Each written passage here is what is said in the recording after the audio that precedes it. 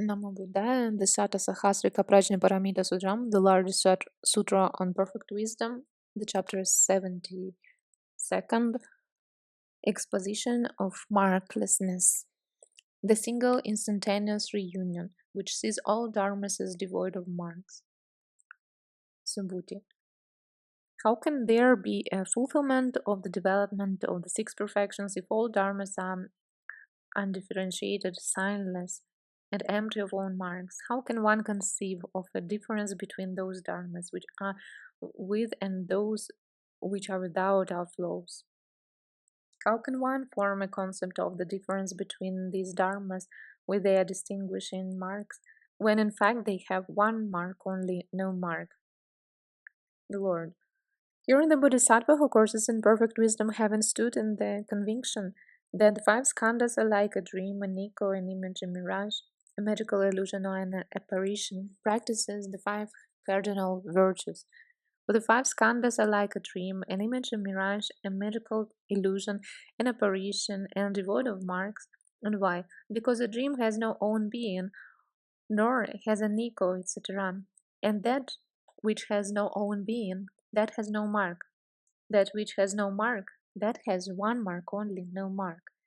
By this method also one should know that the gift is without mark, and so it is the giver and recipient. One who gives gifts after having cognized this fulfills the perfection of giving, but doesn't turn away from the other five perfections. Having stood in these six perfections, he fulfills the four trances, etc., to the 18 special Buddhadharmas. Having stood in these dharmas without outflows, which are born of karma result, he travels to the world systems in the 10 directions with the help of his wonderworking powers, and there honors and serves the Buddhas and Lords, and so on until we come to he works the will of beings by helping them in every way. He wins over by gifts those who should be won over by gifts, etc. He wins over by all wholesome dharmas, those who should be won over by all wholesome dharmas. Endowed with these wholesome roots, he accepts rebirth in Samsāra, and one who is sovereign over all dharmas. But he is not contaminated by the sufferings which pertain to Samsāra. For the sake of beings, he accepts rebirth in the relatively prosperous condition of gods and men, and that enables him to win over beings. He cognizes all dharmas as without marks and also cognizes the fruit of a extreme winner, but doesn't take his stand on it, and so on up to the enlightenment of a Pratyekabuddha. And why? Because when he has cognized all dharmas, he should reach the knowledge of all modes, which is not shared by any of the disciples and Pratyekabuddhas. It is thus that the Bodhisattva, having cognized all dharmas as without marks, cognizes the six perfections, etc., to all Buddhadharmas as without marks.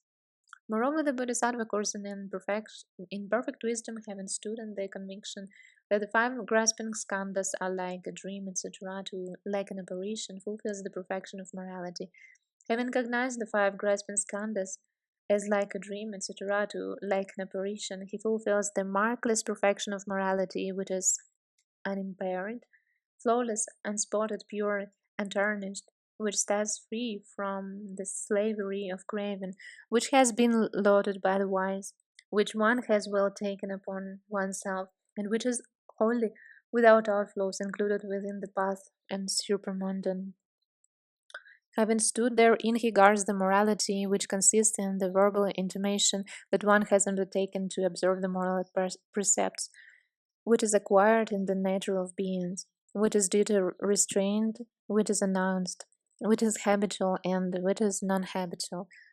Endowed with these kinds of morality, he doesn't misconstrue the situation by thinking through this practice of morality, I shall be reborn in good warrior families, or in good Brahmin families, or in the families of wealthy householders, or as a universal monarch, or as the commander of a fort, or among the gods, or alternatively, I shall win the fruit of extreme winner, etc., to enlightenment. And why?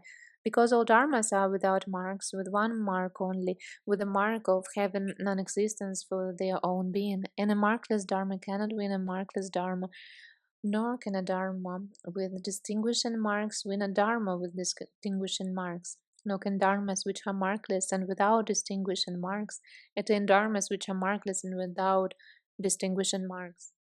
It is thus that the Bodhisattva coursing in perfect wisdom fulfills the markless perfection of morality and then enters on the Bodhisattva's way of certain salvation. Thereafter he acquires the passion acceptance of dharmas which fail to be produced. He courses in the knowledge of all modes of the path, acquires the 5 superknowledges which are born of karma result, establishes himself in the 500 dharani doors and the 500 concentration doors, and acquires the 4 analytical knowledges. Thereafter he passes on from Buddhaville to Buddhaville, honors the Buddhas and lords, matures beings, and acquires a Buddhaville for himself. He wanders about in the world of birth and death with its 5 places of rebirth, but he is not contaminated by the karma, which is bound up with the world of birth and death, or by its results. Just as magical creation walks about, stands, sits, and lies down, though its coming is not observed as a real fact, nor its going, nor its standing, sitting, or lying down. Just so he works the will of beings, but he doesn't apprehend a being or the concept of a being. Just as the Tathagata, who has won full enlightenment, after he has known full enlightenment, has turned the wheel of Dharma and led countless beings to nirvana through the 2 vehicles, doesn't apprehend any bodhisattva whom he might have predicted to the supreme enlightenment. Having let go the factors which make for a long life, he has entered nirvana, which leaves nothing behind after he has conjured up a magical creation. And that magical creation, after he has predicted the enlightenment of that bodhisattva after an eon has elapsed, wins final nirvana through the supreme enlightenment. But one cannot apprehend any entity in him who has won final nirvana, none of the skandhas. It is thus that the bodhisattva works the will of beings, although he doesn't apprehend a being or the concept of a being. In this way, the Bodhisattva who courses in perfect wisdom fulfills the perfection of morality, and in its fulfillment all dharmas are contained. Moreover, the Bodhisattva who courses in perfect wisdom, having stood on the conviction that the 5 grasping skandhas are like a dream, etc., to apparitions, fulfills the markless perfection of passions. And how does the Bodhisattva, having stood in markless dharmas, fulfill the perfection of passions? Here he fulfills the perfection of passions by way of 2 kinds of passions, which 2? The passions which means toleration, and the passions which can look through to dharmas.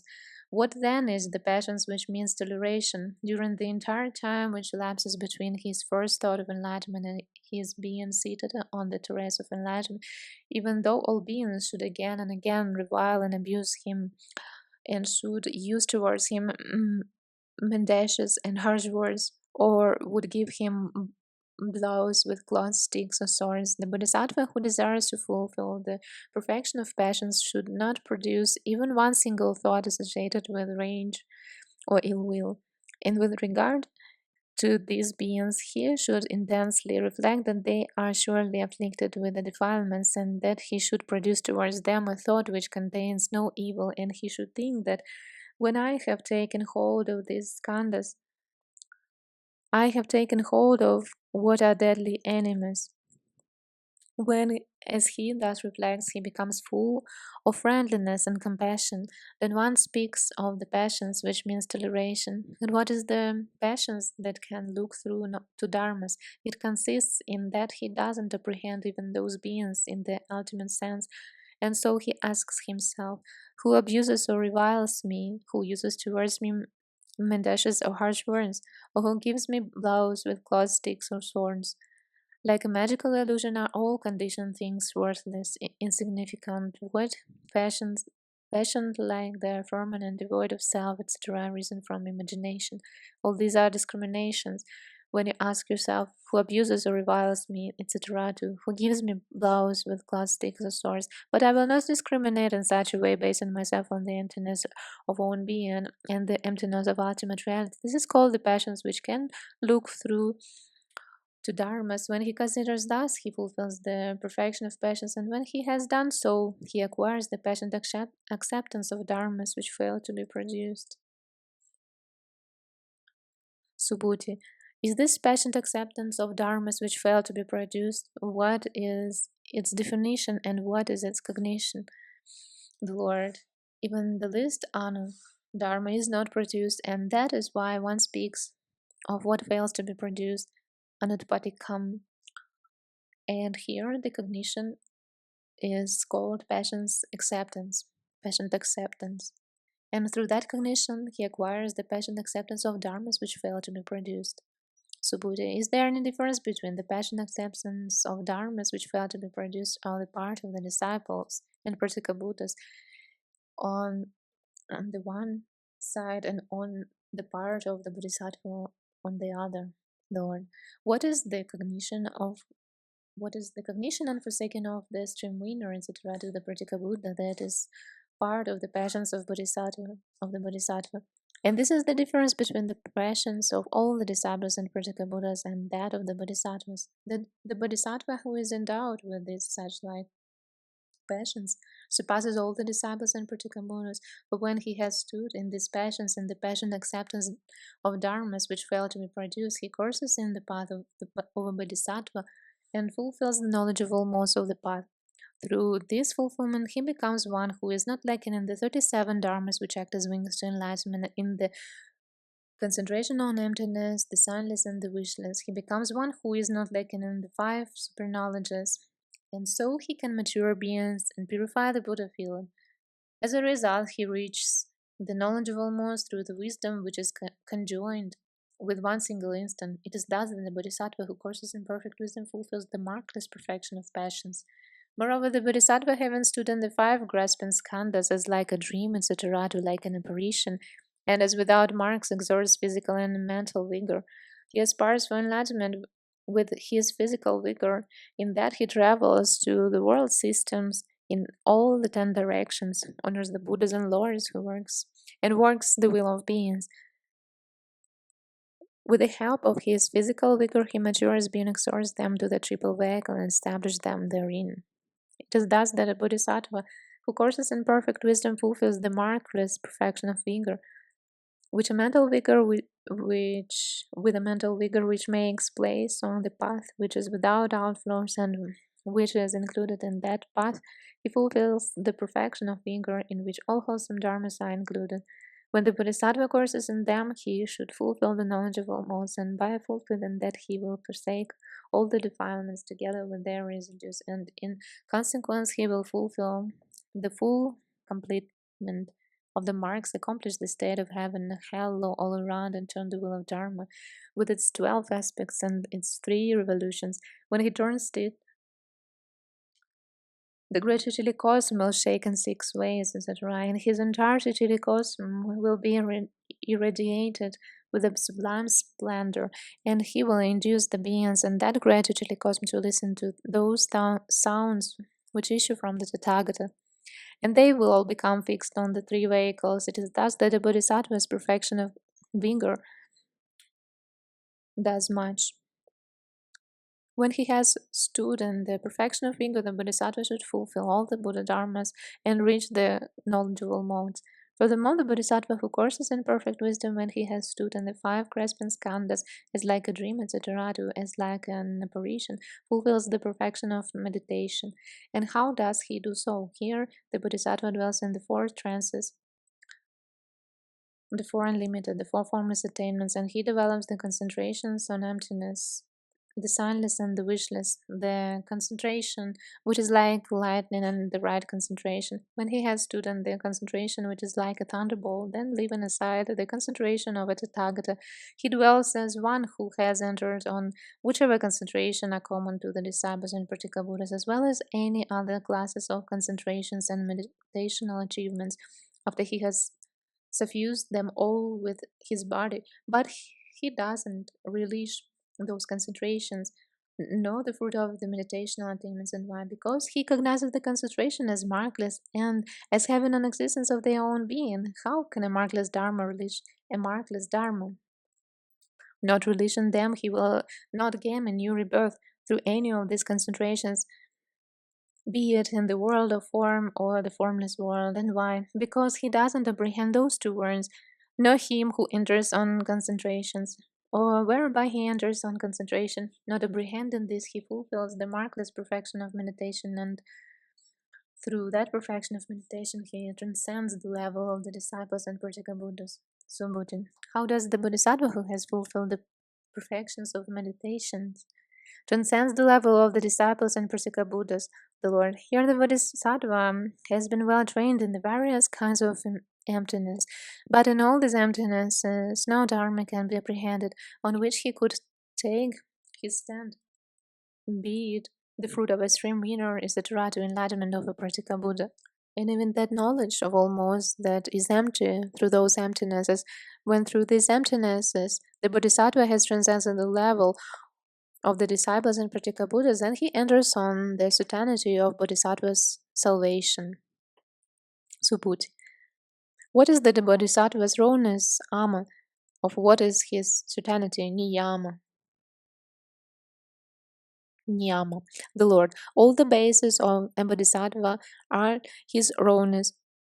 All the baselessness is certainty.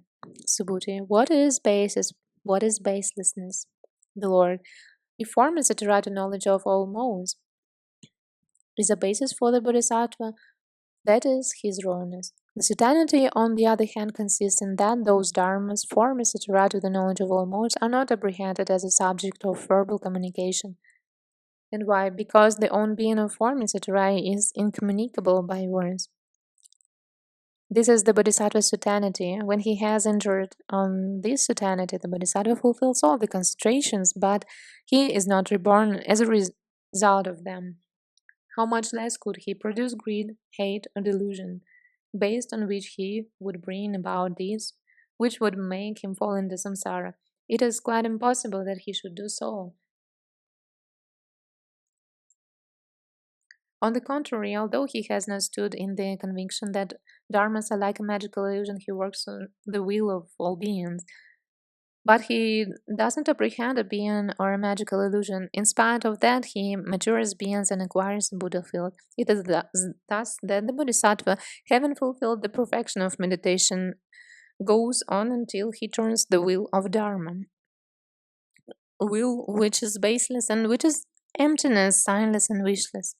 Moreover, the Bodhisattva who courses in the perfection of wisdom comprehends all dharmas as like a dream, etc., like an apparition.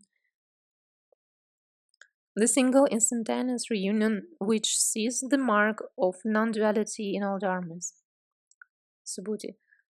And how does the Bodhisattva do that? The Lord. Here the Bodhisattva who courses in perfect wisdom has not seen the dream, or the one who sees the dream, etc. He has not seen the apparition, or the one who sees the apparition and why, because a dream, etc., is a perverted view on the part of the foolish common people. But Arhats, Pratyekabuddhas, and the Tathagatas do not see a dream or one who sees a dream, etc. They do not see an apparition or one who sees an apparition. And why? Because all dharmas have non-existence for their own being, and they are the same as final nirvana because of their unreality. Not totally real our dharmas because they have not actually come into being. It is quite impossible that a bodhisattva who courses in perfect wisdom should become one who has the notion of an existent, or of something totally real, or of something truly real. What would not be the perfection of wisdom if one were to apprehend the own being of any dharma whatsoever, or its total reality, or its true reality?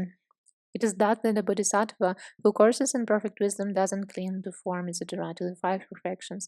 When he has stood in this perfection of wisdom, he fulfills the 10 stages without producing towards them passion and greed.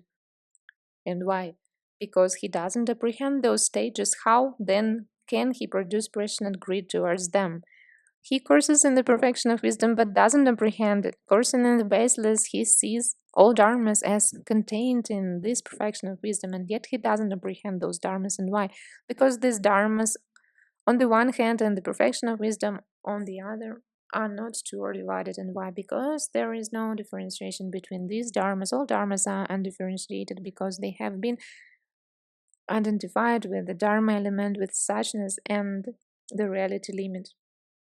Subhuti. If all dharmas are undifferentiated, how can there be a distinctive definition of dharmas as wholesome or unwholesome, as worldly or supermundane, as with or without outflows, as conditional or unconditioned? The Lord. What do you think, Subhuti? Is there in that dharmahood of dharmas any conventional utterance about any dharma, be it conditional, conditioned, or related to the fruit of a stream winner, etc., to full enlightenment? Subhuti, no, O Lord. The Lord. By that method also you should know, Subhuti, that all dharmas are undifferentiated, unmarked, unproduced, and unmanifested. When I in the past have coursed in the course of a Bodhisattva, I have not apprehended any dharma whatsoever. It is thus that the Bodhisattva courses in perfect wisdom from his first thought of enlightenment onwards up to the time when he awakes to full enlightenment, and that without taking anything as a basis. And he should become one who is skillful about the own being of all dharmas, because then he can fulfill the path to enlightenment, mature beings, and acquire a Buddha field. When he has established himself in that Buddha field and has awoken to full enlightenment, he disciplines beings in such a way that they no longer appear in the three inauspicious places of becoming. It is thus that the Bodhisattva should course in the perfection of wisdom through his devotion to the absence of marks. This is the end of 72nd chapter of the large sutra on perfect wisdom, the Satasahasrika Prajnaparamita Sutram.